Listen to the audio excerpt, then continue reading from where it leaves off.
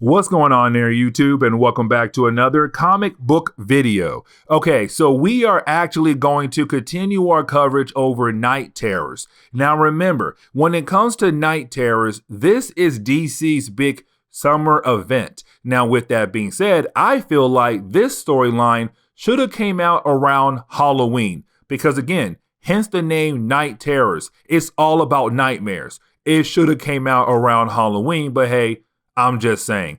Either way, when it comes to night terrors, it's all about a character known as Insomnia, who's right now looking for the Nightmare Stone. Now, when it comes to the Nightmare Stone, he has to go into folks' nightmares to hopefully find the stone. Now, the reason why he has to do that because another character known as Dr. Destiny, who has the Dream Stone, he used the Dream Stone as a way to hide the Nightmare Stone into people's nightmares. And so right now, for Insomnia, if he wants to find that Nightmare Stone, he has to find the person who has the nightmare that's holding the Nightmare Stone. And so right now, he put everybody to sleep on the planet Earth so they'll have the ability to go to folks' nightmares to look for the Nightmare Stone. Now, with all that being said, all the tie-ins to the main storyline does focus on a particular character, hero or villain, as a way to explore their nightmares,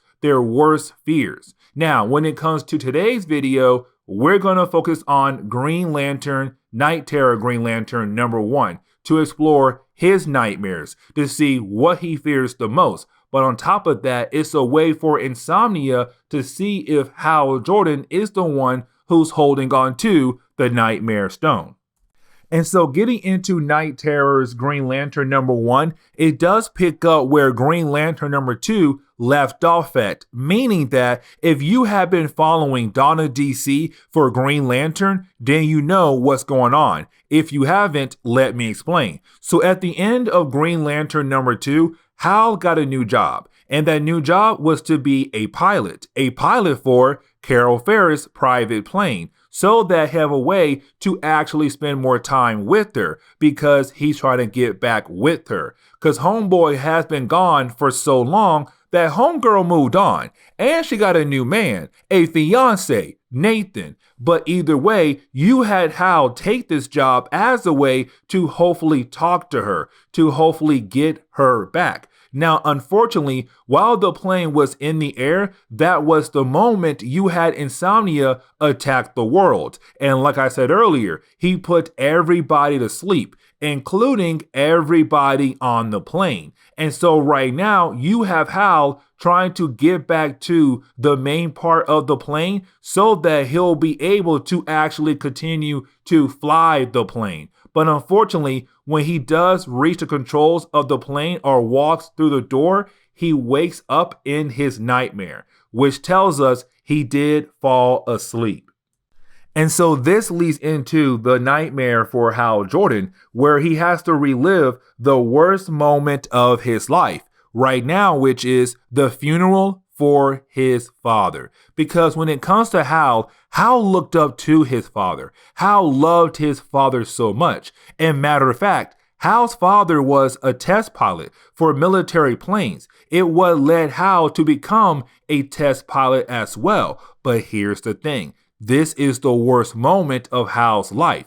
The funeral for his father is Hal saying goodbye to his father. And he has to relive this moment all over again. And because right now he's in a nightmare, the nightmare does change him into a child to really say, you have to relive this entire moment. Now, when he does walk up to the coffin, of course, that is the moment he is confronted by a nightmare creature, a creature that works for Insomnia. And this is Insomnia once again trying to find the Nightmare Stone, trying to see if the Nightmare Stone is somewhere hidden inside the nightmare of Hal Jordan. Now, of course, with all this happening right now with this funeral and now nightmare creatures, you have young Hal just run away to get away from these nightmare creatures, and he does walk into another door, which does lead into another memory.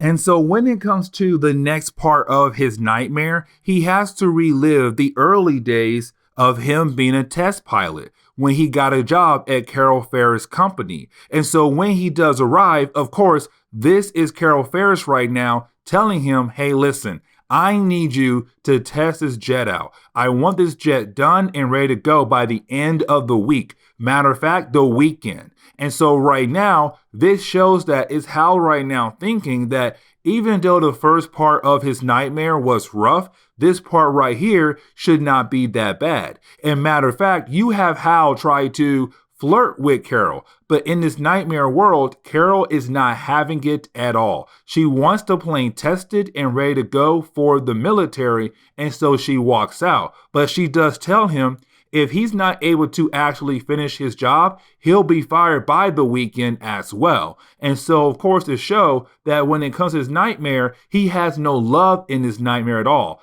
especially from Carol Ferris, somebody that he does love. Now, when he does get into the actual plane to test it out, that is the moment the plane goes a tad bit crazy. And what I mean by that, you have the plane begin to fly away without wings, not rings. Wings are an engine as well. Right now, it's just the main body of the plane that's flying away and going to a certain location.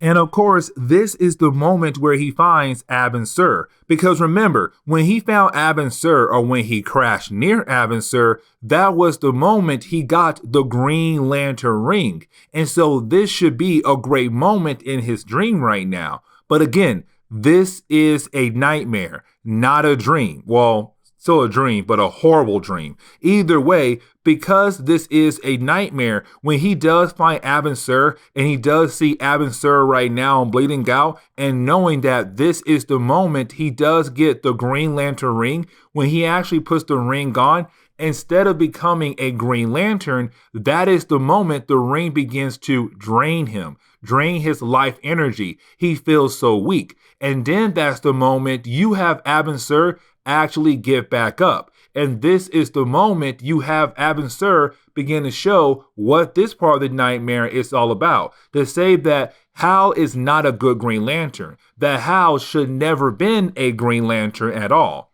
And so right now you have Abin Sur just continuing to say horrible things to Hal, but at the same time is trying to kill Hal off. Now, you do have Hal trying to get away. And just like earlier, he does see another door. A door he's hoping that could lead him to something great in this dream. But again, this is nightmare world right now. And so for him, even though he sees a door, it's just going to lead into another part of this nightmare. And so that is the moment we see that Hal is right now a Green Lantern. And apparently in this part of the nightmare, he has been a Green Lantern for a certain period of time. But right now, he is being lectured by, of course, the Guardians. And the reason why, because on a recent mission, he let a fellow Lantern die. And because he did that, right now, the Guardians are very upset. Now, Hal wants to go back to where his friend died at, but he wants to go back with a team full of lanterns. But the Guardians say, no, why in the world would we do that for? Because technically right now, you are a failure. You failed as a lantern. You would just get more lanterns killed. So why in the world would I let you do that? Now that is the moment you have Hal realize something is off. Now, when the Guardians continue to talk bad about him, they do say one word, betrayed. And that right there is very important. But on top of that, you have the Guardians say, you're no longer a Green Lantern. You forgot. You quit after the United Planets took over our role as leaders of the universe, as leaders of the Green Lanterns. Now, here's the thing. The United Planets did do that, but they only did that when the Guardians had disappeared. And so right now, the Guardians have disappeared. But in this nightmare, the way the Guardians saying right now, they just gave up that role. They did not disappear. And that tells Hal, okay, something is wrong here. This is not real.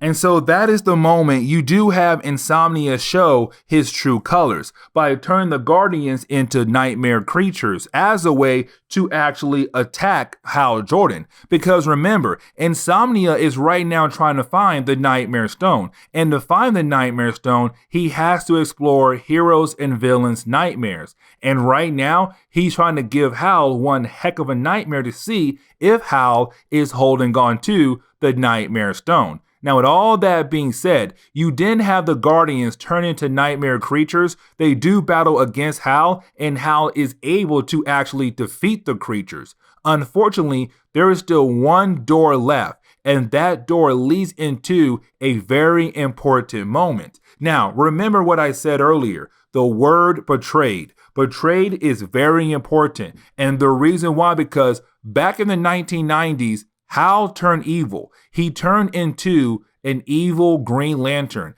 And matter of fact, he was known as Parallax because he was infected by the being known as Parallax. And so with that happening to him, he turned into an evil Green Lantern and killed off the Green Lantern Corps. And so that's why I said the word betrayed is very important, because the last door, as he goes through it, he has to fight against the Parallax being, because this being is the reason why he turned evil back in the 1990s.